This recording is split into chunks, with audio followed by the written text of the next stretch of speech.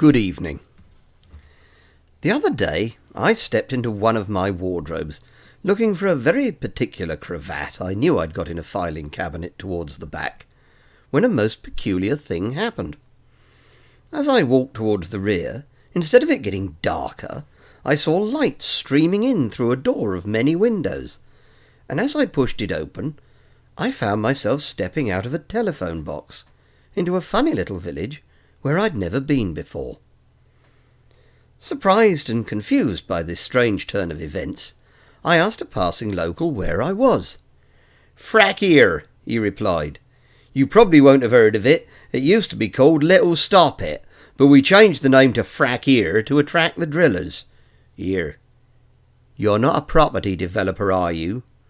'Cause if you are, well, we could really do with some high-density affordable housing building down in Penny Down Meadow." I knew then I was in a very unusual place, and a long, long way from home.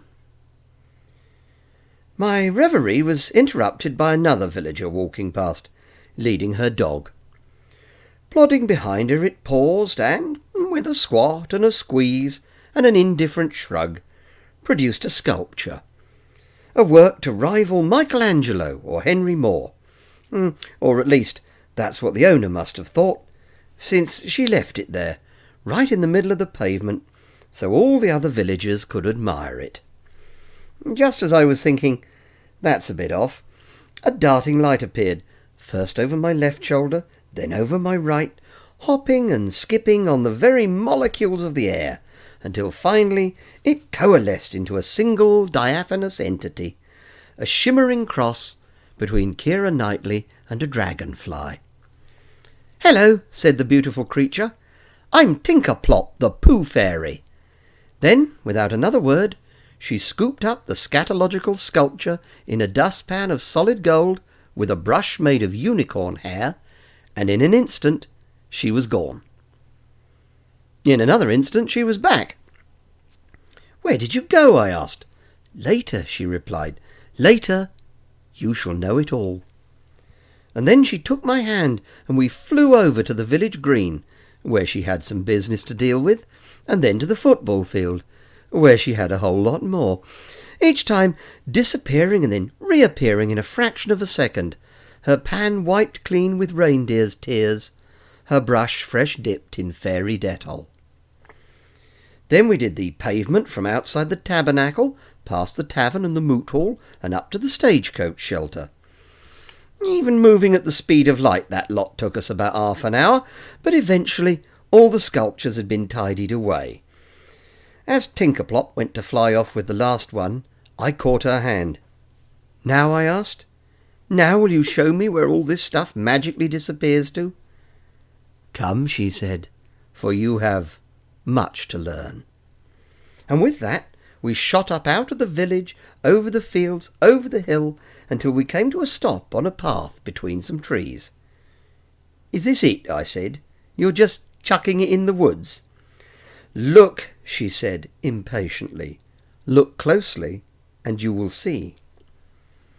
And as my eyes grew accustomed to the dark, I saw that many of the trees had neatly knotted plastic bags hanging from their lowest branches. Not just the trees either. These strange offerings hung from bushes, fences, even gateposts. "In your world," explained Tinkerplop, "people cut down a living tree, take it into their house, and hang sparkling baubles and coloured lights on it. In this world, people leave the living trees where they are, for which the tree spirits are very grateful, but then they hang these bags on them instead." "What's in them?" I asked. "Money? Sweets? Rose petals?" "Dog sculptures," she said. "More bloody dog sculptures. People follow their pooch, and when it does one, they scoop it up in a special bag they've brought with them, tie a lovely bow, and hang it on the nearest available hook. If they're so proud of them, I do wish they'd take them home and put them on the mantelpiece." "Do the tree spirits appreciate it?" I asked. "Does it encourage them to bring forth berries and nuts and sweet fruits in great plenty?" "No," grumbled a nearby oak. "How would you like it if people kept hanging this stuff on you? Still, It's better than being killed and having tinsel hung on your corpse, I suppose." And all the bushes, fences and gateposts nodded in agreement. Just then 2 odd-looking men came striding along the path. Both were about 4 feet high, wearing lederhosen and a straw-top hat, with a pannier slung from either hip and holding a long pair of tongs. As they walked along, they plucked the bags with the tongs and dropped them into the panniers. "They're the Pooh Rangers," said Tinkerplop, anticipating my question.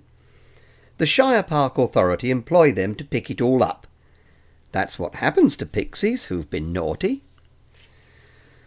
So we followed the Pooh Rangers deeper and deeper into the 100-hectare wood, listening to the song they sang as they marched along.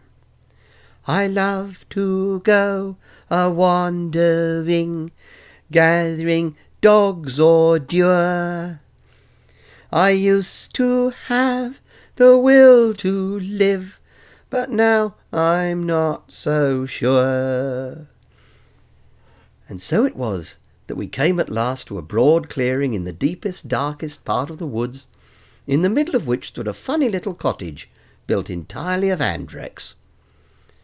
Sheets of sheer butter-quilted velvet thatched the roof, while the stack of inner rolls formed the chimney. Quite suddenly the door creaked open and a jolly little fellow with twinkling ears and long white eyebrows came out. "Hello!" he exclaimed, slapping 2 of his 3 thighs. "I see we have a visitor. I am the excrement elf. I take all these canine contributions and turn them into snowdrops and butterflies. Frankly, it's doing my backs in, both of them. Would you like to see how I do it?" My curiosity overcame my fear, and I followed his beckoning fingers, but even as I stepped through the door, I found myself not in an elven sitting room, but back in my own wardrobe, the very cravat I'd been looking for, tied in a perfect bow around my knee. Had it all been a dream? What the hell do they put in those mothballs? And have they got any left at B&Q? I knew that I could never tell anyone about my strange adventure. They'd think I was mad, and that would never do. So I went for a walk to get some fresh air and clear my head of all that crazy, silly nonsense. But as I walked across the grass, along the pavement and up into the woods, I saw I'd trodden in some dog sculpture, and as I wiped my shoe on a grassy knoll, a sudden realization came to me.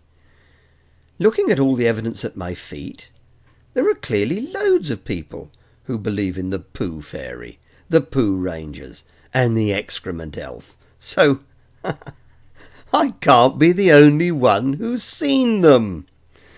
And thus reassured of my own sanity, I nipped into the local tavern, the Moon in Ribbons, to tell all my friends my interesting tale.